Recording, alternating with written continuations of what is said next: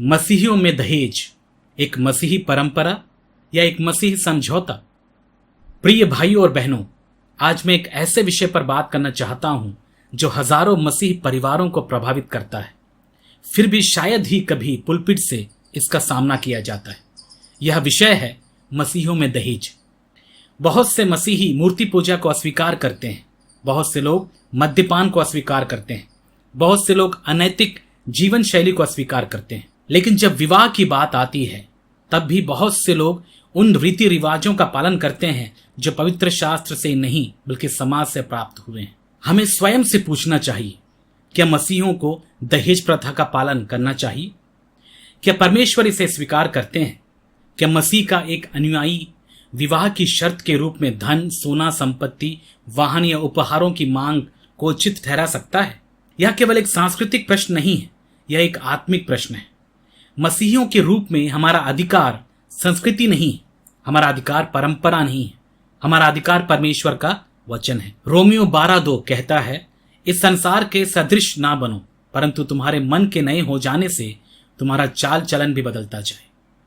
मसीह जीवन सांसारिक सोच को लगातार अस्वीकार करने और परमेश्वर की सोच के अधीन होने का जीवन है।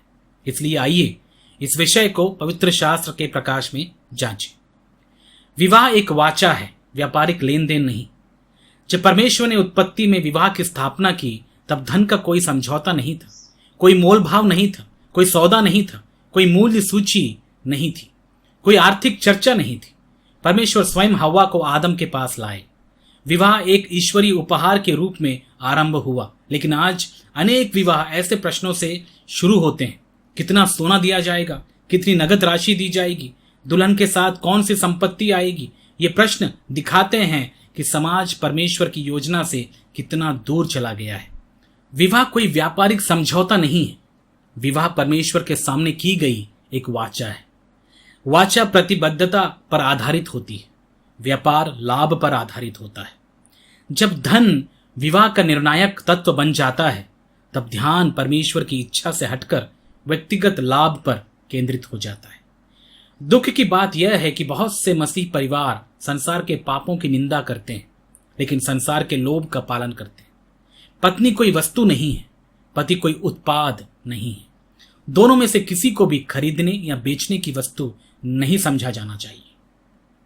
दहेज अक्सर लोभ के पाप को प्रकट करता है। आइए ईमानदारी से स्वीकार करें, अधिकांश दहेज प्रथाओं की जड़ में लोभ होता है। कुछ लोग अप्रत्यक्ष रूप से अपेक्षा रखते हैं, कुछ लोग अपनी भौतिक इच्छाओं को छुपाने के लिए आत्मिक भाषा का उपयोग करते हैं। वे कहते हैं, हम कुछ नहीं मांग रहे, लेकिन सभी जानते हैं कि वे क्या अपेक्षा कर रहे हैं। अक्सर लोभ परंपरा का रूप धारण कर लेता है।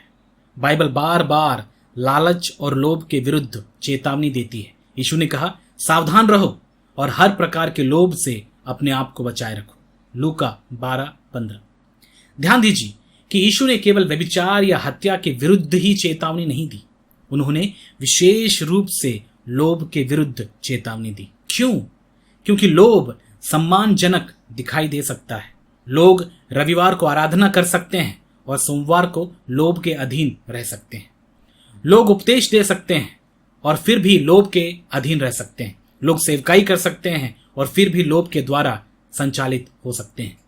जो मसीही युवक किसी विवाह का मूल्यांकन ईश्वर भक्ति के बजाय आर्थिक लाभ के आधार पर करता है, वह मसीह के समान नहीं सोच रहा, वह संसार के समान सोच रहा है।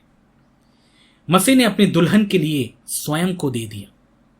विवाह का सबसे बड़ा आदर्श स्वयं मसीह है।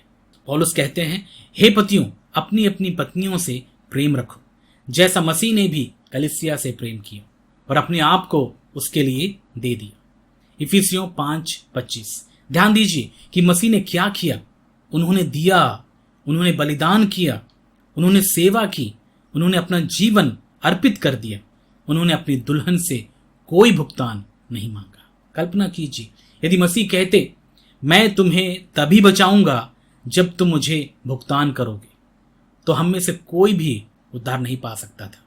सुसमाचार एक ऐसे दूल्हे की कहानी है जिसने अपनी दुल्हन के लिए स्वयं को बलिदान कर दिया।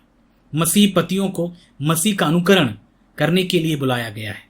बाइबल का आदर्श बलिदान है, शोषण नहीं। देना है, मांगना नहीं। सेवा करना है, लाभ कमाना नहीं। जितना अधिक कोई विवाह मसीह को प्रतिबिंबित करेगा, उतना ही वह दहेज से दूर होगा। दहेज अक्सर दुख और पीड़ा लाता है। हमारे समाज की सबसे दुखद वास्तविकताओं में से एक है दहेज के कारण होने वाली पीड़ा। माता पिता दशकों तक धन बचाते हैं, कुछ लोग भारी कर्ज लेते हैं, कुछ लोग अपनी संपत्ति बेच देते हैं, कुछ आर्थिक बंधन में फंस जाते हैं। बहुत सी बेटियां अपने माता पिता को भारी दबाव में संघर्ष करते हुए देखती हैं। यह हमारे हृदय को तोड़ देना चाहिए। कलीसिया को, परिवारों को अत्याचार से बचाना चाहिए, उसमें भागीदार नहीं बनना चाहिए। बहुत से माता पिता दहेज की अपेक्षाओं के कारण बेटियों के जन्म से भयभीत रहते हैं, लेकिन पवित्र शास्त्र कभी भी बेटियों को बोझ नहीं कहता। संतान परमेश्वर का उपहार है। पुत्र और पुत्री दोनों परमेश्वर के स्वरूप में सृजे गए हैं। हर बेटी परमेश्वर के सामने समान सम्मान और मूल्य रखती है। कलीसिया की बेटियों का सम्मान करना चाहिए, उन्हें आर्थिक बोझ नहीं समझना चाहिए। कुछ लोग संस्कृति का सहारा लेकर दहेज को उचित ठहराते हैं। बहुत से मसीही कहते हैं यह हमारी संस्कृति है, लेकिन संस्कृति कभी अंतिम अधिकार नहीं हो सकती। पवित्र शास्त्र ही अंतिम अधिकार है। यदि संस्कृति पवित्र शास्त्र से मेल खाती है तो हम उसे स्वीकार कर सकते हैं। यदि संस्कृति पवित्र शास्त्र के विरुद्ध जाती है तो हमें उसे अस्वीकार करना होगा। प्रारंभिक मसीही अक्सर अपने समाज की उन प्रथाओं का विरोध करते थे जो परमेश्वर की इच्छा के विरुद्ध थी। क्यों? क्योंकि वे एक अलग राज्य के नागरिक थे। मसीह के अनुयायी अलग होने के लिए बुलाए गए हैं।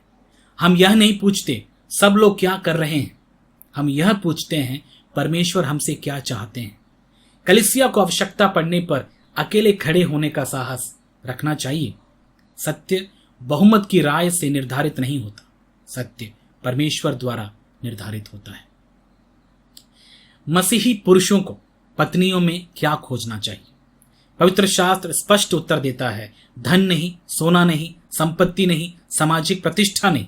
नीति वचन 31:30 कहता है, रूप का आकर्षण झूठा है और सुंदरता व्यर्थ है, परंतु जो स्त्री यहोवा का भय मानती है उसकी प्रशंसा की जाएगी। एक परमेश्वर भक्त पत्नी धन संपत्ति से अधिक मूल्यवान है। सोना आपके साथ प्रार्थना ही कर सकता, धन आपके विश्वास को मजबूत नहीं कर सकता, संपत्ति आपके बच्चों को चेला नहीं बना सकती, लेकिन एक परमेश्वर भक्त जीवन साथी आपको मसीह के साथ चलने में सहायता कर सकता है। मसीही पुरुषों को सबसे पहले ईश्वर भक्ति की खोज करनी चाहिए। अब कलीसिया को क्या करना चाहिए?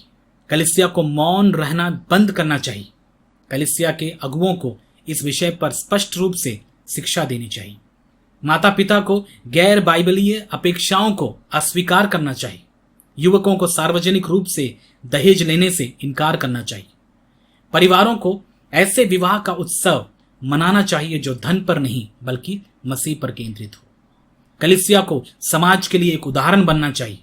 संसार का अनुसरण करने के बजाय कलीसिया को समाज को परमेश्वर के मानकों की ओर ले जाना चाहिए। यदि मैं निष्कर्ष पर पहुंचूं तो मेरे प्यारे भाई और बहन, प्रश्न यह नहीं है हम कितने समय से दहेज का पालन कर रहे हैं। प्रश्न यह है क्या यह मसीह का आदर करता है। प्रश्न यह नहीं है समाज क्या अपेक्षा करता है। प्रश्न यह है पवित्र शास्त्र क्या सिखाता है। यीशु केवल हमें सांस्कृतिक मसीह बनाने के लिए नहीं मरे, वे हमें पवित्र लोग बनाने के लिए मरे।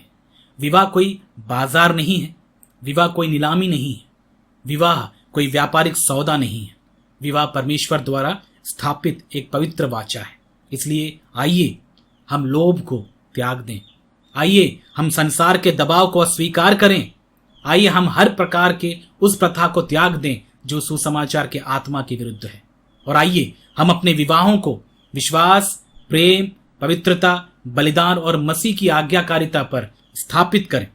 हमारे विवाह सुसमाचार को प्रतिबिंबित करें, हमारे घर परमेश्वर की महिमा करें और हर परंपरा से बढ़कर मसीह का आदर हो। अंतिम बात, हे युवकों, यदि आज परमेश्वर ने आपसे बात की है तो उसके सामने यह प्रतिज्ञा कीजिए, मैं कभी दहेज नहीं मांगूंगा और ना ही उसकी अपेक्षा रखूंगा। मैं आर्थिक लाभ नहीं बल्कि एक परमेश्वर भक्त पत्नी की खोज करूंगा। हे माता पिता, निश्चय कीजिए कि आपके बच्चों के विवाह सामाजिक दबाव से नहीं बल्कि पवित्र शास्त्र के अनुसार होंगे। आइए कलीसिया मसीह का आदर करने में समाज का मार्गदर्शन करें। प्रभु आपको आशीष दे।